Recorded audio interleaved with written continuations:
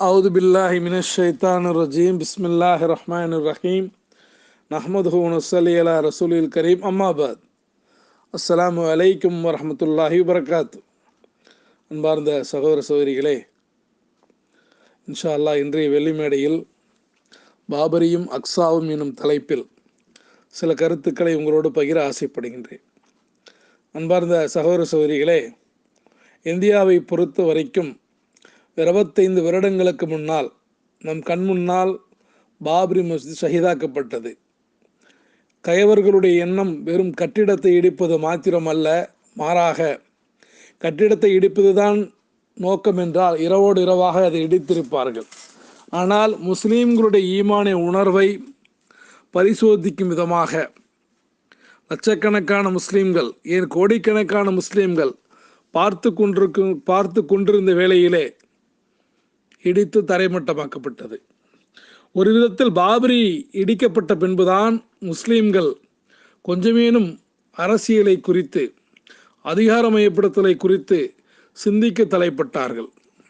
இறந்து கிடந்த ஈமானை கொஞ்சமேனும் உயிர்ப்பிக்கும் தலைப்பட்டார்கள். உணர்வற்ற சதைப்பிண்டங்களாக கிடந்த எம்மை கொஞ்சமேனும் அல்லாஹ்வுடைய இல்லத்தை குறித்து சிந்திப்பதற்கு பாபரி நமக்கு உதவியது என்பதிலே ஒரு வகையில் பாபரிக்கு நாம் நன்றி சொல்ல கடமைப்பட்டிருக்கிறோம்.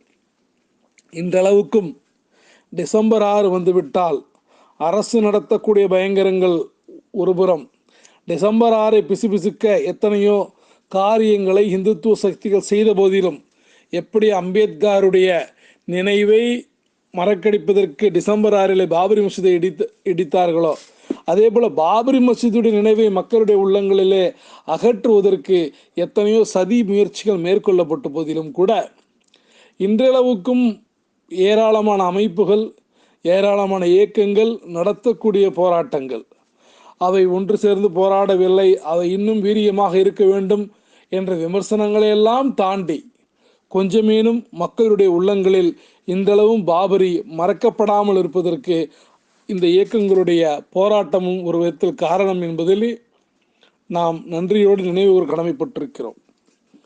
பாபரி மஸ்ஜித் ஷிர்குனுடைய கொடுமைகளை எதிர்க்கக்கூடிய ஒரு ஏகத்துவ குறியீடு. அல்லாஹ்வை வணங்குவதற்காக கட்டப்பட்ட ஆலயத்தை 1992 டிசம்பர் 6 பாசிசவாதிகள் இடித்தார்கள். முஸ்லீம்கள் நீதிமன்றங்களை நம்பினார்கள், முஸ்லீம்கள் சட்டத்தை நம்பினார்கள், முஸ்லீம்கள் அரசுகளை நம்பினார்கள். ஆனால் அனைவரும் கைவிட்டார்கள். அனைவரும் பார்த்து கொண்டிருக்கும் போது அப்போதைய பிரதமர் நரசிம்மராவ் எந்த பதட்டமும் இல்லாமல் அமைதியாக பார்த்து கொண்டிருந்தார். அன்றைக்கு ஆண்ட கட்சி காங்கிரஸ், மாநிலத்தை ஆண்ட கட்சி பாஜக, கட்சி சார்பில்லாமல் அனைவரும் முஸ்லீம்களை கருவறுப்பதை, முஸ்லீம்களுடைய இறை இல்லத்தில் இடிப்பதிலே ஒன்றாகவே அணிதிரண்டிருந்தார்கள். பின்பு வந்த நீதிமன்றங்களும் குறைந்தபட்சம் கண்முன்னால் இடிக்கப்பட்ட கட்டிடத்தை இடித்தது யார், அதற்கான தெளிவான சாட்சிகள் இருக்கின்றது. இடித்தவர்களுக்கு தண்டனையை கொடுத்து விட்டுதான் அதற்கு பிறகு அவர்கள் அந்த இடம் யாருக்கு சொந்தம் என்பதை பற்றியே விவாதிக்க வேண்டும். ஆனால் இடித்தவர்களுக்கு எந்த தண்டனையும் இதுவரை கொடுக்கப்படவில்லை. இடத்தில் மீண்டும் மஸ்ஜித் கட்டப்படும் என்ற பிரதமருடைய வாக்குறுதி இன்னும் நிறைவேற்றப்படவில்லை. மாறாக சட்டத்தை மீறி, சட்டம் எது சொன்னாலும் பரவாயில்லை, நாங்கள் ராமர் கோயிலை கட்டியே தீர்வோம் என்று கொக்கரிக்கிறார்கள் பாசிசவாதிகள்.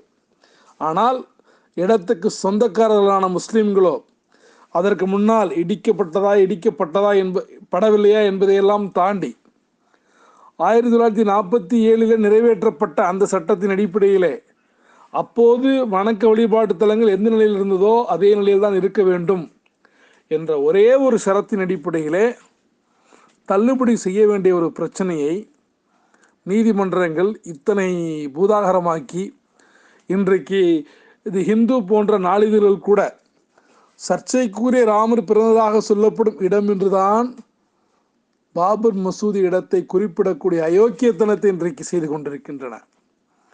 அது மாத்திரமல்ல, முஸ்லீம்கள் நீதிமன்றங்களை நம்பினார்கள்.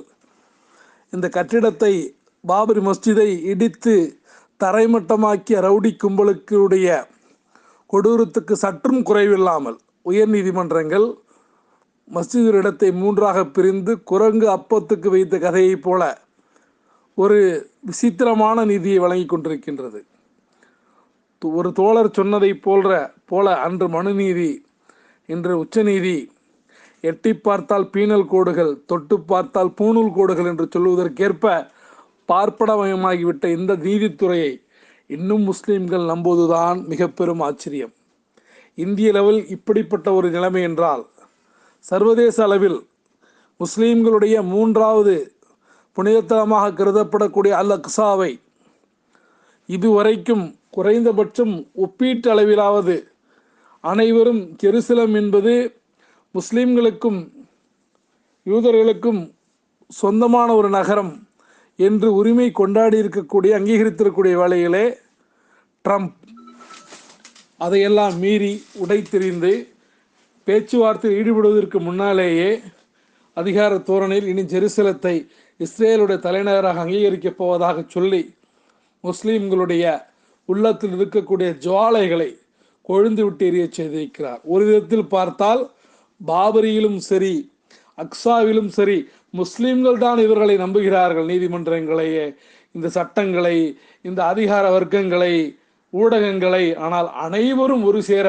முஸ்லீம்களுடைய முகங்களே கரியை பூசி முஸ்லீம்களை குறைந்தபட்சம் இஸ்லாம் சொல்லக்கூடிய தீர்வை நோக்கி செல்லுங்கள் என்று நம்மை இஸ்லாத்தை நோக்கி தள்ளக்கூடிய வேலையை இவர்கள் அனைவரும் செய்வதற்காக இவர்களுக்கு நாம் நன்றி சொல்ல கடமைப்பட்டிருக்கிறோம். பாபர் மீது ஷஹீதாக்கப்பட்ட போது அதை தடுப்பதற்கு 25,000 முஸ்லீம்கள் சென்றிருந்தால் பாபரி காப்பாற்றப்பட்டிருக்கும். 25,000 முஸ்லீம்களை பலி கொடுப்பதை பற்றி நாம் கவலைப்பட்டோம். ஆனால் அதற்கு பின்னால் லட்சக்கணக்கான முஸ்லீம்களை மீரட்டிலிருந்து, சூரத்திலிருந்து, மும்பையிலிருந்து, கோவையிலிருந்து நாம் பறிகொடுத்தோம். மஸ்ஜிதையும் பறிகொடுத்தோம். ஆனால் குறைந்தபட்சம் அந்த மஸ்ஜித் இடிப்புக்கு காட்டக்கூடிய எதிர்ப்புணர்வு தான் அடுத்த மஸ்ஜிதை காவு வாங்க விடாமல் தடுத்து கொண்டிருக்கிறது என்பதை நாம் மறந்துவிடக்கூடாது.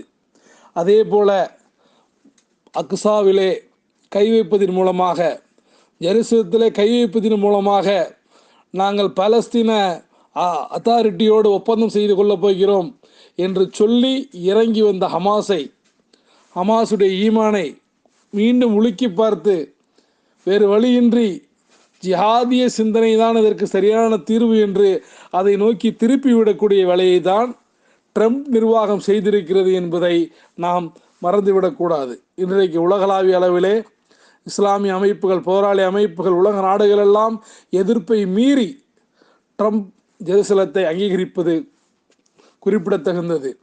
இவையெல்லாம் பார்க்கும்போது ஆகிருசமான் மறுமை நாளுடைய அடையாளங்களை நோக்கி நாம் விரைந்து சென்று கொண்டிருக்கிறோம் என்பது மட்டும் தெள்ள தெளிவாக உணரக்கூடிய ஒன்றாக இருந்து கொண்டிருக்கிறது.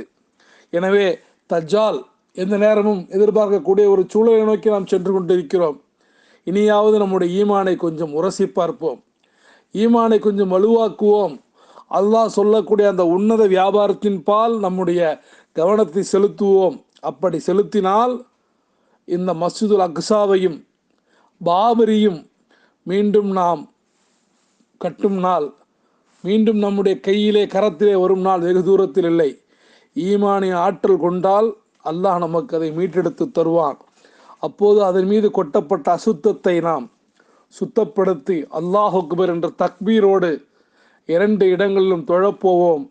அப்போது நாம் செய்யக்கூடிய ஒளிவில் நாம் இதுவரை செய்த பாவங்கள் எனும் கரைகள் கழுவப்படும் என்பதை சொல்லிக்கொண்டு, பாபரி மஸ்ஜித் மாத்திரமல்ல, மஸ்ஜிதுல் அக்ஸா மாத்திரமல்ல, உலகில் உள்ள இறை இல்லங்கள் அனைவரும் அல்லாஹ்வை வணங்குவதற்காக ஏற்படுத்தப்பட்டவை. அதை விட்டு கொடுப்பதற்கு எந்த முஸ்லீமுக்கும் உரிமை இல்லை என்பதோடு மாத்திரமல்ல, அதை மீட்பதில்தான் முஸ்லீம்களுடைய கண்ணியம் இருக்கிறது, முஸ்லீம்களுடைய இஸ்ஸத் இருக்கிறது என்பதை சொல்லிக்கொண்டு, அதற்காக எதையும் தியாகம் செய்யக்கூடிய தியாக பரம்பரைகளாக நாம் உருவாவதற்கு எல்லாம் வல்ல அல்லாஹ் நமக்கு தௌஃபீக் செய்வானாக என்று துவா செய்ய தூண்டியவனாக இந்த வெள்ளிமடையை நிறைவு செய்கிறேன். அஸ்ஸலாமு அலைக்கும் வரஹ்மத்துல்லாஹி வபரகாத்துஹு.